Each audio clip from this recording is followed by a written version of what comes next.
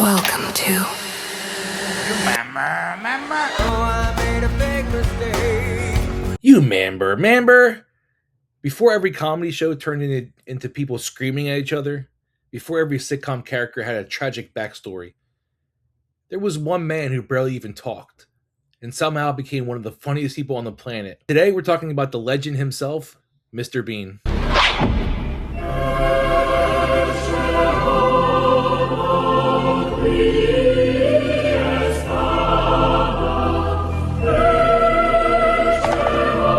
Now, if you grew up in the 90s, there's a very good chance you discovered Mr. Bean one of three ways. Either your parents were watching PBS, you randomly found it late at night flipping channels, or you walked into the living room and saw this grown man fighting with a turkey on his head, and somehow you instantly understood what was happening. That was the magic of Mr. Bean. The dude could make you laugh without saying more than like 6 words an episode. That shouldn't be possible. But who was Mr. Bean? Mr. Bean first appeared in 1990, created by Rowan Atkinson and Richard Curtis. And the character was basically this weird alien-like man trying to survive everyday life. That's the best way to describe him. Because Bean wasn't just awkward. He operated on a completely different wavelength than the rest of humanity. Normal people would go to the laundromat. Mr. Bean would somehow destroy 3 washing machines, shrink his pants, and accidentally start a public emergency. Normal people would take an exam. Mr. Bean would spend the entire time trying to cheat off one guy, while panicking like the fate of the universe depended on it. And somehow every situation escalated into complete chaos. But what made it genius was that the comedy worked everywhere. You didn't need to understand slang. You didn't need subtitles. You didn't even need dialogue. The facial expressions alone carried the entire show. Honestly, Rowan Atkinson might have the greatest rubber face in comedy history. Jim Carrey is up there, but Bean looking confused, terrified, smug, and proud all at the same time. And can we talk about the look for a second?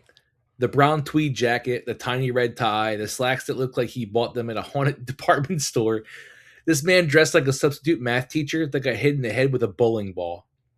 And yet the outfit became iconic. You could show someone just a silhouette and they instantly know who it was. Plus, he always had that little green car. That tiny car looked like it was always one pothole away from exploding. Meanwhile, Bean treated it like it was a luxury sports vehicle. And then there was Teddy. Teddy was not just a stuffed animal. Teddy was Bean's best friend, his roommate, his emotional support system. The man literally tucked Teddy in the bed. And somehow, instead of being creepy, it was really wholesome. One reason Mr. Bean became massive was because kids absolutely loved it. Because the show operated almost like a live-action cartoon. Everything was visual. Everything was exaggerated. Everything was physical comedy. Bean getting stuck in things. Bean falling over. Bean trying to sneak around. Bean accidentally causing disasters. It feels like Bugs Bunny mixed with complete social incompetence. And as a kid, there was something hilarious about watching an adult behave worse than any child ever could. This man could not function in public. A trip to the dentist became a near-death experience. Going to church became an Olympic-level struggle to stay awake. Even making a sandwich turned into a psychological event. Now, for a lot of people, the exam episode is the Mr. Bean episode. The panic, the sweating, the desperate attempts to copy answers. It perfectly captured that feeling of being completely unprepared. Except Bean took it to another level.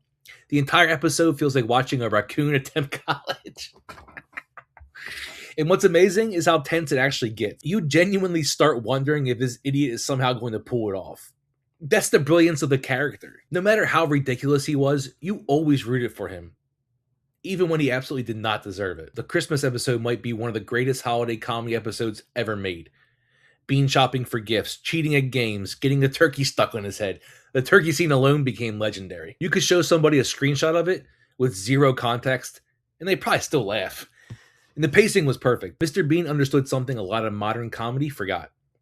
Sometimes letting a joke breathe makes it funnier. Bean would spend an absurd amount of time trying to solve the dumbest problems imaginable. And the longer it went on, the funnier it became. Then eventually we got the movies, Mr. Bean's Holiday, and somehow the characters still worked. Usually TV comedy characters fall apart once you stretch them in the movies, but Bean still delivered because the formula stayed simple. Put this socially disastrous man into normal situations and let chaos happen naturally. Watching Bean accidentally ruin expensive art in the first movie was absolute torture and comedy mixed together. You wanted to look away, but you couldn't. That's basically the Mr. Bean experience. And deadass, Rowan Atkinson deserves insane credit. Because physical comedy is hard. People think it's just making faces and falling down. No, the timing has to be perfect, the movement has to be perfect, the reactions have to be perfect. One wrong pause and the joke dies. Bean looked effortless, but you know every little movement was carefully planned. And what's wild is Rowan Atkinson in real life is actually super intelligent and soft-spoken, which somehow makes Mr. Bean even funnier. The guy created one of the dumbest characters ever while being incredibly smart. And to be truthful, Mr. Bean still holds up today. A lot of older comedy shows depend heavily on references or trends from their time. But Bean works because embarrassment is universal. Everybody understands awkwardness. Everybody understands failing in public. Everybody understands trying to act normal while everything falls apart. Bean just pushed those situations to complete insanity. And because there's very little dialogue, the comedy feels timeless. You can watch episodes from the early 90s right now and still laugh. And there's something weirdly comforting about the show as well. It's chaotic but harmless. Even when Bean destroys someone's entire day, it never feels mean-spirited. He's not evil, he's just Bean. Mr. Bean became one of the biggest comedy characters in the entire world. Not just in America, everywhere. That's hard to do. Comedy usually doesn't translate globally, but Bean absolutely did. Because physical comedy goes beyond language. You didn't need translation when a man is driving from the roof of his car using ropes. That's just universally insane. And honestly, there's probably millions of people who know exactly who Mr. Bean is, but have no idea who Rowan Atkinson is. The character completely became its own thing. So yeah, Mr. Bean, you remember? The strange little man with the tweed jacket, the tiny car, the teddy bear, and the supernatural ability to turn every normal situation into a disaster movie. Mr. Bean proved you don't need complicated stories or nonstop dialogue to be funny. Sometimes all you need is one weird guy, a confused facial expression, and complete public destruction. And I think comedy today could probably learn a thing or two from that. Thanks for watching, everybody. And let me know in the comments, what was your favorite Mr. Bean moment? And if you enjoyed this episode of You Member, make sure to like, subscribe, and come back for some more forgotten nostalgia. Thank you for watching, and we'll see you guys in the next one.